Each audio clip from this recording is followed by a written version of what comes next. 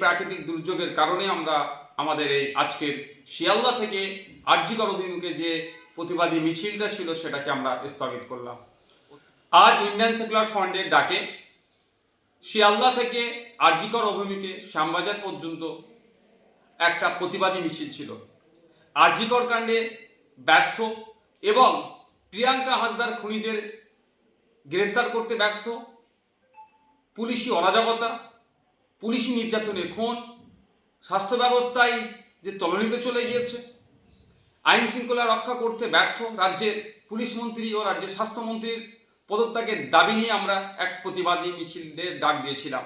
কিন্তু সকাল থেকে যেভাবে মুষলধারে কলকাতা শহর এবং শহরের আশপাশে বিভিন্ন জেলাতে বৃষ্টি হচ্ছে, ফলে যোগাযোগ ব্যবস্থা থেকে শুরু করে ট্রেনের যাতায়াতের সমস্যা হয়ে উঠছে, আমরা রাজ্য কমিটির পক্ষ থেকে আমরা বিবেচনা করলাম এই প্রাকৃতিক দুর্যোগের কারণে আমরা আমাদের এই আজকের শিয়ালদা থেকে আরজিকর অভিমুখে যে প্রতিবাদী মিছিলটা ছিল সেটাকে আমরা স্থগিত করলাম।